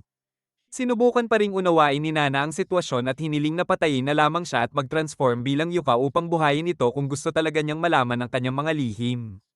Alam ni Jean ang gusto niya, ngunit sinabi niyang sa halip na maglokohan ay mas mabuting magtiwala sila sa isa't isa at magtulungan. Bilang patunay ng kanyang mabuting loob, nangako siyang pakakawalan niya si Nana ngayong gabi kung ikukwento nito ang tungkol sa kanyang pamilya. Isinalaysay ni Nana ang tungkol sa kanyang mga magulang na pinatay ng enemies of humanity at ang kanyang nakatatandang kapatid na hindi pa niya kailanman nakilala. Sinabi ni Jean na tila kalmado siya habang ikinukwento ang kanyang masakit na nakaraan, ngunit sagot ni Nana ay ayaw niyang maging bihag ng kanyang malagim na nakaraan. Makalipas iyon, bigla siyang nawalan ng lakas at bumagsak. Habang binubuhat siya ni Jean, sinabi nitong tiyak na maraming baliw at mayayabang sa kanyang klase at kapag dumami na ang mga bangkay, lalabas ang tunay na anyo ng mga baliw. Binalaan niya si Nana na hindi lang siya ang killer sa isla at tuluyan nang nawala ng malay si Nana. Nagising si Nana sa silid ni Michiru Inukai na labis na nag-aalala para sa kanya at ipinaliwanag na natagpuan niya itong nakahandusay at sugatan sa tapat ng kanyang pinto kaya agad niya itong ginamo. Sinabi ni Nana na hinahabol niya ang isang enemy of humanity at sinubukan niya itong patayin ngunit halos hindi siya nakaligtas. Nagpasalamat siya kay Michiru at inisip na ito ang dahilan kung bakit hindi pa siya nito pinapatay. Ngunit inosenteng tinanong siya ni Michiru kung paano niya nagagawang patuloy na lumaban sa mga kaaway ng may ganoong katinding determinasyon. Bumalik ang mga alaala ng nakaraan kay Nana habang naaalala niya ang pagkamatay ng kanyang mga magulang at sandali siyang nawalan ng kontrol sa emosyon. Nagpasya siyang ikwento kay Michiru ang tungkol sa pagpatay sa kanyang mga magulang, kaya't napaiyak si Michiru at tumakbo papunta sa banyo upang umiyak pa. Makalipas ang ilang sandali ay bumalik ito at nag-alok ng libreng therapy at nagpasya si Nana na huwag sabihin ang buong katotohanan dahil maaari itong makasama kay Michiru. Ikinwento ni Nana na isang gabi ay may magnanakaw na pumasok sa kanilang bahay at kinabukasan ay natagpuan niyang patay ang kanyang mga magulang. Sinabi niyang ang magnanakaw ay isang enemy of humanity na nag-anyong tao. At iyon ang dahilan kung bakit galit siya sa kanila. Naawa si Michiru sa kanya at ngayon ay naunawaan na niya kung bakit napakawalang ingat ni Nana kapag kaharap ang mga kaaway. Dahil sa kabaitan ni Michiru, natukso si Nana na palampasin ito kahit mataas ang potensyal nitong bilang ng mapapatay, ngunit pinilit niyang isipin na kahit ang isang malaanghel na babae tulad nito ay maaaring may madilim na panig. Patuloy na nagsalita si Nana at sinabing siya ang dahilan ng pagkamatay ng kanyang mga magulang dahil ayon sa pulis. Nakapasok ang magnanakaw dahil nakalimutan niyang isara ang bintana ng kanyang kwarto at ang kaalamang iyon ang nagdulot sa kanya ng matinding trauma. Nang araw ding iyon, isinagawa ang libing para kay Yuka Sasaki at sa iba pang mga kamakailang namatay. Nakaramdam ng matinding panghihina si Michiru at inisip ni Nana kung ito ba ay epekto ng labis na paggamit ng kanyang healing powers. Kinagabihan, habang iniisip ni Nana kung sino ang susunod niyang target, dumating si Jin Tachibana sa kanyang silid. Tinanong niya ito kung bakit hindi siya mismo ang gumamot sa kanya kung nais niya siyang iligtas at sumagot si Jin na ayaw niya itong dilaan dahil hindi pa ito naliligo. Ang tunay na dahilan ay hindi niya kayang tiisin ang side effects ng healing gaya ni Michiru at nalaman ni Nana na hindi lamang nakakopya ni Jin ang kakayahan ng iba kundi pati ang kanilang mga kahinaan. Biglang may kumatok sa pinto at agad nag-transform si Jin bilang isang pusa habang pinapasok ni Nana si Michiru. Sinabi ni Michiru na hindi siya makatulog dahil kinakabahan siya sa mga nagdaang pagpatay at nais niyang magpalipas ng gabi roon. Pinuri niya kung gaano kalinis ang silid ni Nana at napansin niyang tila nais nitong pag-usapan ng kanyang pagkabata. Inamin ni Michiru na hindi niya makalimutan ang kwento ni Nana tungkol sa pagkamatay ng kanyang mga magulang at nais pa niyang malaman ang buong nangyari. Naging interesado rin si Jin sa bagong impormasyon at inisip ni Nana na walang masama sa pagkukwento ng kanyang kabataan.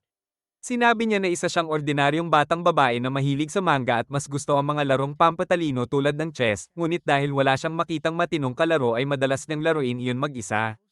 Madalas ding magulo ang kanyang kwarto at palagi siyang pinapagalitan ng kanyang mga magulang. Isang gabi, tumalon siya mula sa bintana at tumakbo sa malapit na convenience store sa hating gabi para bumili ng pinakabagong labas ng paborito niyang manga. Pag-uwi niya, binasa niya ito hanggang sa makatulog at nakalimutan niyang isara ang bintana. Dahil doon, nakapasok ang magnanakaw sa kanilang bahay at kinabukasan ay nagising siya sa amoy ng dugo at nakita ang bangkay ng kanyang mga magulang sa sala. Muling bumalik kay Nana ang trauma at sinisi niya ang sarili sa pagkamatay ng kanyang mga magulang, ngunit hinawakan ni Michiro ang kanyang mga kamay upang aliwin siya at nagkatitigan sila ng matagal. Kinaumagahan, nagising si Nana at nakita niyang naroon pa rin si Michiro sa kanyang silid at tila malalim ang iniisip. Biglang pumasok si Kyuya Onodera at tinanong si Michiro kung magdamag ba itong naroon at sinagot nitong magkasama sila ni Nana buong gabi. Agad silang inutusan ni Kyuya na sumama sa kanya sa dormitoryo ng mga lalaki. Doon, may grupong estudyante na nagbabantay at dinala niya si Nana at ang iba pa sa loob upang ipakita na may isa na namang estudyanteng pinatay noong gabi. Tinanong ni Kyuya si Nana kung ano ang dapat gawin, ngunit wala siyang maisagot dahil wala siyang kinalaman sa pagpatay na iyon.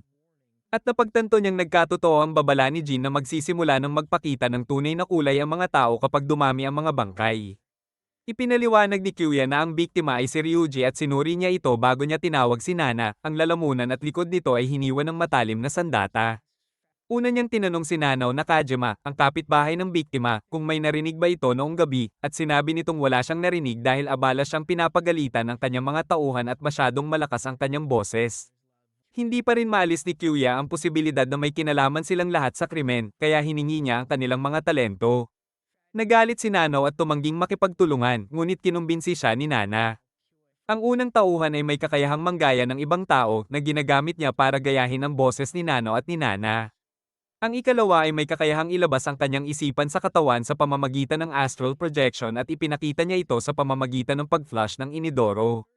Ang ikatlo naman ay may kakayahang maging magnet ngunit mahina ang kapangyarihan at mas mahina pa ang isip. Pagkatapos nito, tinawag ni Kyuya ang unang nakakita sa bangkay, ang kasintahan ni Ryuji na si Sorano, at hiniling na ipakita nito ang kanyang kakayahan. Kinabahan si Sorano at sinabi ni Kyuya na magiging pangunahing sospek siya kung tatanggi siyang makipagtulungan, kaya hiniling niyang lumabas muna sila upang maipakita ang kanyang talento. Ipinaliwanag niya na kaya niyang manipulahin ang hangin para sa mga opensibong atake. Hiniling ni Kyuya na subukan niya ito sa kanya at kahit nag-alinlangan siya ay pumayag matapos siyang tiyakin ni Kyuya na hindi siya mamamatay. Gumawa si Sorano ng mga galaw na parang airbender at nagpakawalan ng malakas na hiwa ng hangin na tumama sa dibdib ni Kyuya at itinapon siya palayo. Ngunit agad din siyang gumaling. Pinuri niya ang lakas at eksaktong tama ng kanyang kakayahan at tinanong kung bakit hindi niya ito ginamit sa loob ng silid. Sagot ni Sorano, kailangan niya ng bentilasyon upang magamit ang kanyang kapangyarihan at agad na naalala ni Kyuya na bukas ang bintana ni Ryuji, kaya nagsimula siyang maghinala kay Sorano. Biglang dumating ang guro at tinawag si Kyuya dahil may tawag daw ang mga nakakataas, kaya umalis ito upang magulat ng nangyari, ngunit inisip ni Nana na nagsasayang lang siya ng oras. Bumalik siya sa crime scene kasama si Michiro upang mag-imbestiga, ngunit nainip siya at nagpa siyang iwan na iyon kay Kyuya. Tinanong siya ni Michiro kung bakit siya masyadong nagsusumikap at nakaramdam si Nana na parang may kakaiba sa tingin nito sa kanya na para bang nagsisimula na itong maghinala. Sa tanghalian, inanyayahan ni Michiro si Nana na sumama at tumira sa kanyang pamilya pagkatapos nilang makapagtapos sa isla at sinabing tiyak na tatanggapin siya ng kanyang mga magulang. Ngunit nagalit si Nana at sinabing wala ito sa lugar at naipakita ni Michiro ang pagkabigla at lungkot. Bumalik si Nana sa kanyang silid at napagtanto na hinahayaan niyang kontrolin siya ng kanyang emosyon kamakailan. Biglang dumating ang guro at binigyan siya ng bagong uniforme dahil nasira na ang dati niyang suot. Biglang naalala ni Nana na nasa lumang uniforme niya ang bote ng lason at naisip niyang maaaring nakita iyon ni Michiro habang ginagamot siya. Maya-maya, dumating din si Kyuya sa kanyang silid at ipinaalam kay Nana na pumunta raw sa kanya si Michiro at mukhang may ikinababahala. Naparalisa si Nana sa takot sa pag-iisip na baka ibinigay ni Michiro ang bote ng lason kay Kyuya, ngunit laking ginhawa niya nang malaman na wala itong sinabi. Naisip ni Nana na naguguluhan si Michiro kung dapat ba siyang isumbong o hindi. Naputol ang kanyang iniisip nang sabihin ni Kyuya na sumama siya dahil kukwestiyonin niya si Sorano. Ipinaalam din ng guro kay Kyuya na umubra ang kanyang ulat sa mga nakakataas at may ipapadalang tao upang mag-imbestiga sa sitwasyon. Nang marinig ito, nagpanik si Nana at naisip niyang kailangan niyang pumatay ng mas marami bago pa dumating ang mga iyon. Pagkatapos nito, inimbestigahan ni Nana at Kyuya si Sorano upang alamin ang kanyang alibay. Sinabi ni Sorano na kasama niya ang isang kaibigan noong gabi na pinatay si Ryuji. Inamin din niyang hindi na maayos ang relasyon nila ni Ryuji at naging malamig ito sa kanya dahil maraming babae ang naaakit sa sense of humor nito. Naunang lumabas si Kyuya at naiwan si Sorano na umiiyak habang humihingi ng tulong kay Nana upang maipaghiganti ang kanyang nobyo. Sa labas ng silid, tinanong ni Kyuya si Nana kung nagsisinungaling ba si Sorano. Inamin niyang tinawag niya si Nana upang gamitin ang kakayahan nitong magbasa ng isip, ngunit ayaw ni Nana na magsabi ng bagay na pagsisisihan niya kaya sinabi niyang hindi siya nakapag-concentrate upang mabasa ang isip ni Sorano. Gayunpaman, sinabi niyang naniniwala siyang hindi kayang patayin ni Sorano si Ryuji dahil magdamag itong kasama ng kaibigan at tiyak na mapapansin iyon ni Nanao Nakajima at ng kanyang mga tauhan kung may ginawa siya noong gabi. Ngunit patuloy pa ring pinaghihinalaan ni Kyuya si Sorano at inisip niyang maaaring pinatay nito si Ryuji habang abala si Nano sa pangangaral sa kanyang mga tauhan. Bukas ang ilaw at bintana kinaumagahan at ipinaliwanag ni Kyuya na si Ryuji ay may kakayahang tulad ng Ant-Man at kayang lumiit hanggang kasing liit ng buhok upang iwasan ang labanan, kaya tanging patagong pag-atake lamang ang makakapatay sa kanya. Kumpiyansa siyang kayang lapitan ni Sorano si Ryuji nang hindi napapansin at patayin ito gamit ang kanyang wind blades. At ang magulong silid ay bunga lamang ng epekto ng kanyang pag-atake. Sumang-ayon si Nana sa kanyang paliwanag kaya iniwan na niya ang investigasyon kay Kyuya at nagpa siyang harapin si Michiro. Pumunta siya sa silid ni Michiro at nalaman niyang naliligo ito. Hinanap ni Nana ang bote ng lason ngunit wala siyang nakita. Napansin niya ang tala-arawan ni Michiro at kinabahan siya sa pag-iisip na baka naisulat nito roon ang lahat ng nangyari. Kapag napunta iyon sa kamay ng iba, madali nilang matutuklasan ang kanyang mga krimen. Ngunit nang simulan niyang basahin ang tala-arawan, nalaman niyang palagi siyang nakikita ni Michiro bilang isang mabait at matatag na tao. Gusto lamang nito siyang tulungan at pasayahin. Nasaktan si Nana sa nabasa niyang mga salita. Biglang lumitaw si Jin sa likuran niya na hawak ang bote ng lason at nadismaya dahil pinaghinalaan ni Nana si Michiro na magtataksil sa kanya. Ibinalik niya ang telepono at bote ng lason kay Nana at sinabi ang kanyang tunay na pakay. Ayon kay Jin, ang target niya ay ang taong humubog kay Nana upang maging mamamatay tao. At gusto niyang dalhin siya ni Nana sa taong iyon. Sinabi rin niya na dapat mas ingatan ni Nana ang kaibigang matagal nang hindi lumalabas ng banyo. Biglang napagtanto ni Nana na matagal na nga si Michiro sa loob ng banyo kaya dali-dali siyang pumasok at nakita itong walang malay sa bathtub. Agad siyang lumapit at nalaman na buhay pa ito. Nagpanik si Nana habang sinusubukan itong iligtas at kinumbinsi ang sarili na kapag namatay si Michiro, mawawala na ang huling taong tunay na nagmamalasakit sa kanya. Hindi iyon magiging mabuti para sa kanyang misyon. Pinahiga ni Nana si Michiro at napansin niyang may mataas itong lagnat. Nag-alala siya at unti-unting pumasok sa isip niya ang pagdududa kung bakit kakaiba ang kilos nito. Pumunta siya sa guro upang humingi ng tulong at nalaman niyang wala palang doktor sa isla dahil ang nag-iisang residente ay bumalik na sa mainland dahil sa takot sa serial killer. Pinayuhan siyang humingi ng tulong kay Kyuya, ngunit tumanggi rin ito dahil abala siya sa autopsy ni Ryuji. Humiling si Nana kahit man lang ng gamot sa lagnat at ibinigay ng guro ang tanging mayroon siya. Tumakbo si Nana pabalik sa kanyang silid ngunit dumaan muna sa cafeteria upang kumuha ng tubig at masustansyang pagkain para kay Michiro. Kinakatok niya ang pinto ngunit walang sumagot kaya binasag niya ito at nasugatan ng daliri sa bubog. Bumalik siya sa dorm dala ang tubig at pagkain at inalagaan si Michiro. Di nagtagal ay dumating si Kyuya matapos ang kanyang gawain ngunit wala siyang nakitang kakaiba kay Michiro at iminungkahi niyang panatilihin itong gising. Napansin niya na magulo ang silid at pinaghinalaan si Nana na nagsabing naghahanap lang siya ng damit ni Michiro. Nagduda si Kyuya at naalala niyang may gustong sabihin si Michiro sa kanya kanina kaya naisip niyang baka may alam ito tungkol kay Nana. Pagkatapos nito, pumunta si Kyuya sa silid ni Ryuji, ang lalaking may astral projection. At napag-usapan nila ang mga detalye ng pagpatay. May ulat din na may mga patay na hayop sa paligid ng paaralan na pinatay gamit ang parehong paraan. Hinalungkat ni Kyuya ang basurahan upang maghanap ng ebidensya ngunit wala siyang nakuha.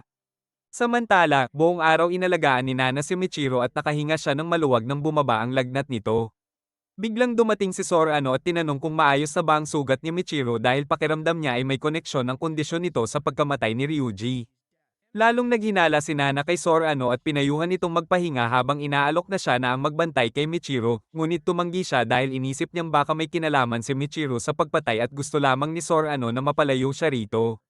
Nais ni Nana na protektahan si Michiro at muli siyang naguluhan sa sarili niyang damdamin. Kinaumagahan, nagising si Michiro at ikinwento kay Nana na may 2 pusa raw na dumating sa kanyang pinto kagabi at isa sa mga ito ay malubhang sugatan. Ginamo niya ang pusa ngunit nanghine siya at nawala ng malay sa banyo. Napagtanto ni Nana na isa sa mga pasang iyon ay si Jin at inisip niyang baka ito ang nasugatan. Tinanong niya si Michiro kung bakit ito balisa kanina at sinabi nitong masama ang pakiramdam niya at nagpunta siya sa cafeteria upang kumuha ng gamot. Pinayuhan siya ni Nana na magpahinga, ngunit napansin ni Michiro ang sugat sa daliri ni Nana at tumayo upang dilaan ito. Nagpanik si Nana at hinayla ang kamay habang sinisigawan si Michiro na hayaan itong gumaling ng natural dahil pinaikli ng kapangyarihan nito ang kanyang buhay. Kahit mukhang galit si Nana, nag-aalala lamang siya. Nabigla si Michiro ngunit pinagaan ang loob sa pamamagitan ng pagbiro tungkol sa pangit na ayos ng buhok ni Nana at nagtawanan sila at mas lalong naging malapit sa isa't isa.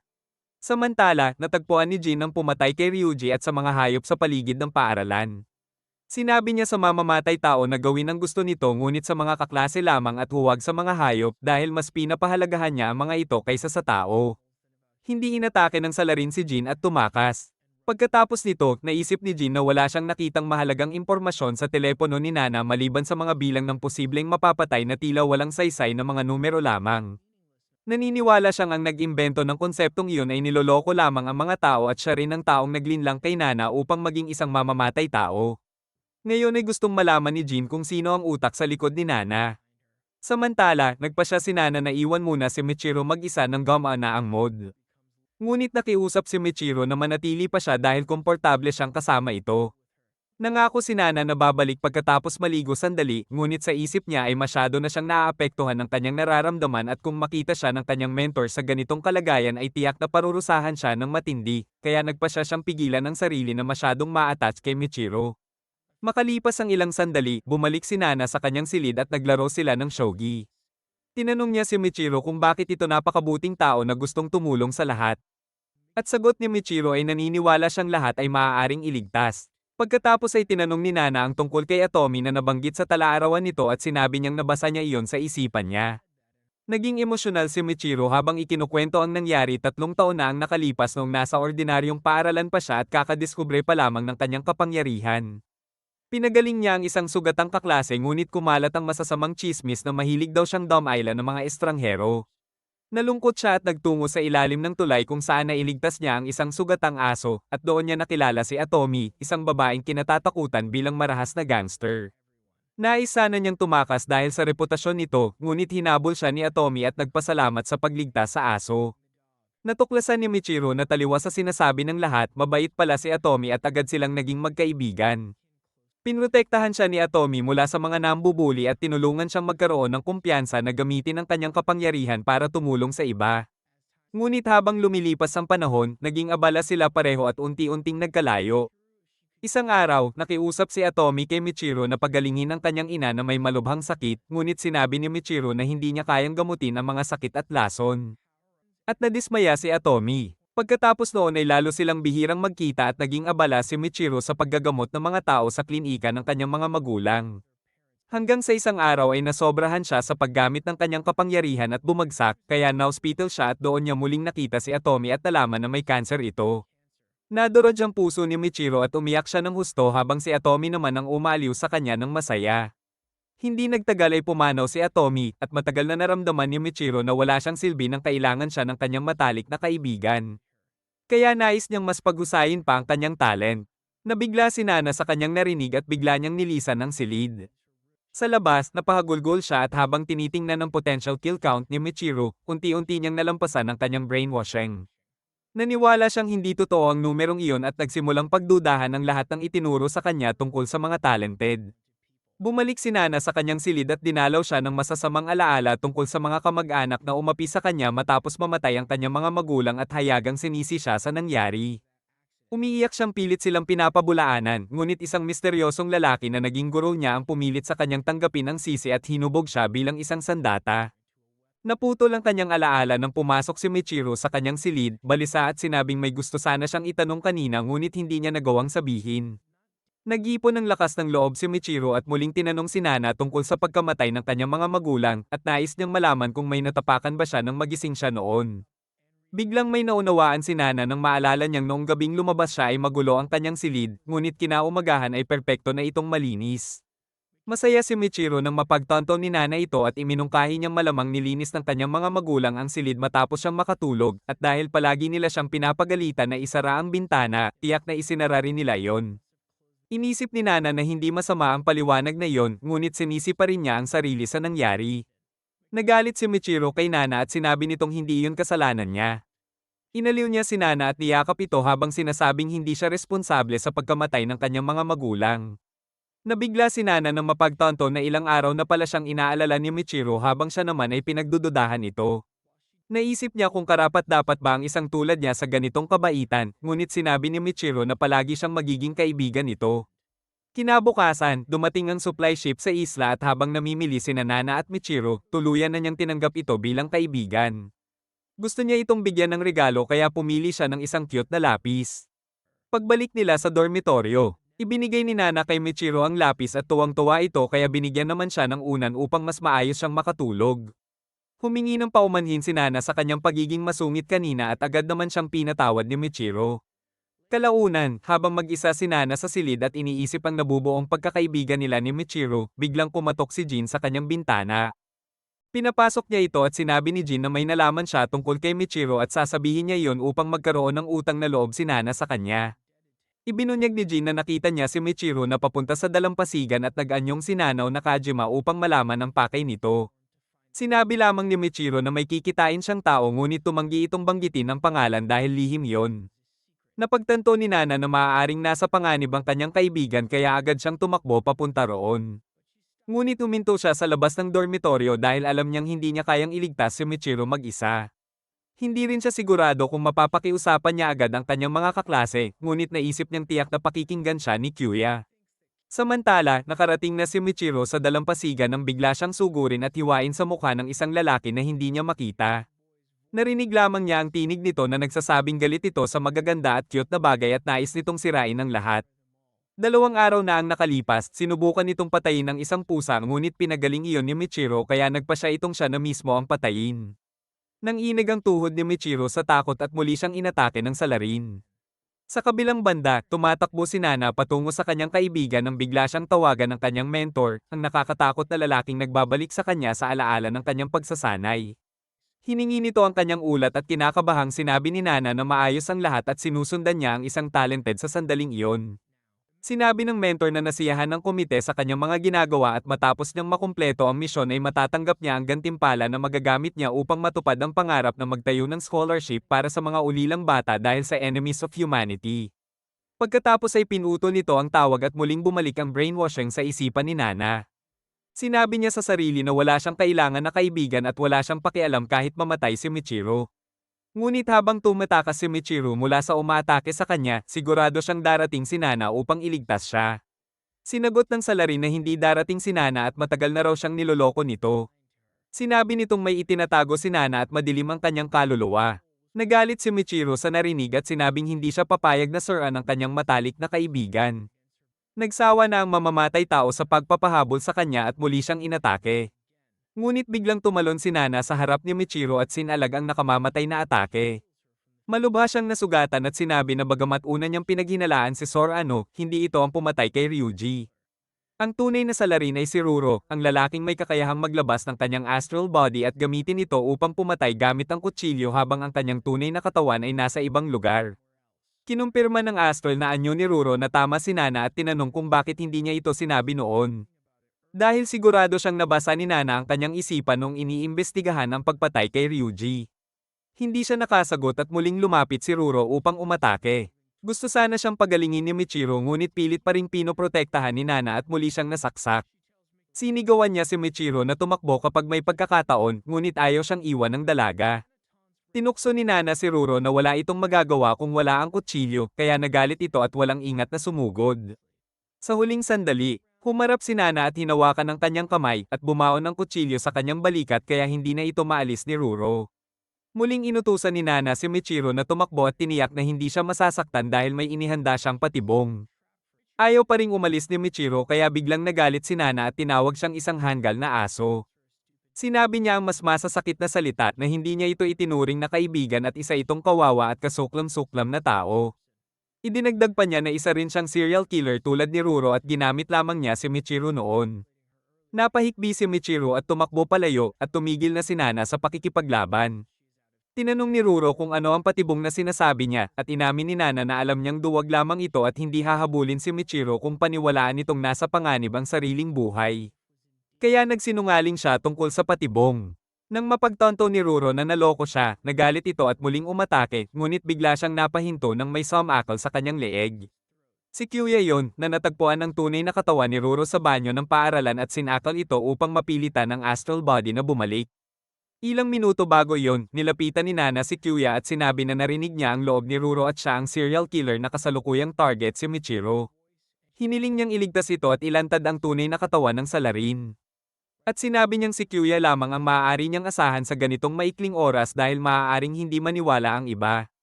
Pumayag si Kyuya at hinanap si Ruro, ngunit tila huli na siya. Nakahiga si Nana sa sarili niyang dugo at iniisip na sinira niya ang lahat dahil sa kanyang emosyon, nabigo ang kanyang misyon, nabunyag ang kanyang pagkatao kay Michiro, at ngayon ay nasa bingit na siya ng kamatayan. Pakiramdam niya ay karapat-dapat siyang mamatay dahil sa pagpatay sa mga inosenteng tulad ni Nanao Nakajima at Yuka Sasaki. Habang unti-unti siyang nawawala ng malay, nakita niya ang kanyang mga magulang at sinabi sa kanila na masaya siya dahil sa wakas ay nagkaroon na siya ng unang tunay na kaibigan. Ngunit nakita ni Nana si Michiro na umiiyak sa kanyang katawan at sinusubukang gamitin ang kanyang kapangyarihan hindi lamang para pagalingin siya kundi para buhayin muli. Nais ni Nana na pigilan ito dahil delikado sa kanyang sariling buhay, ngunit hindi siya makapagsalita. Ibinuhos ni Michiro ang lahat ng kanyang lakas sa pagpapagaling kay Nana at isang maliwanag na gintong liwanag ang lumabas mula sa kanyang katawan. Ilang sandali lamang, ganap nang gumaling si Nana at nakatayo na. Ngunit nang lumingon siya kay Michiro, nakita niyang nakaupo ito ng tahimik at hindi gumagalaw. Lumapit si Nana at sinubukang marinig ang tibok ng puso nito, ngunit wala siyang narinig. Namatay si Michiro habang inililigtas siya. Nawasak ang puso ni Nana at naalala ang lahat ng mga alaala nila. Niya niyakap si Michiro at umiiyak, sinisisi ang sarili sa pagkamatay ng kanyang kaibigan. Ngunit determinado siyang maghayganti at itama ang lahat ng mali niyang nagawa hanggang ngayon.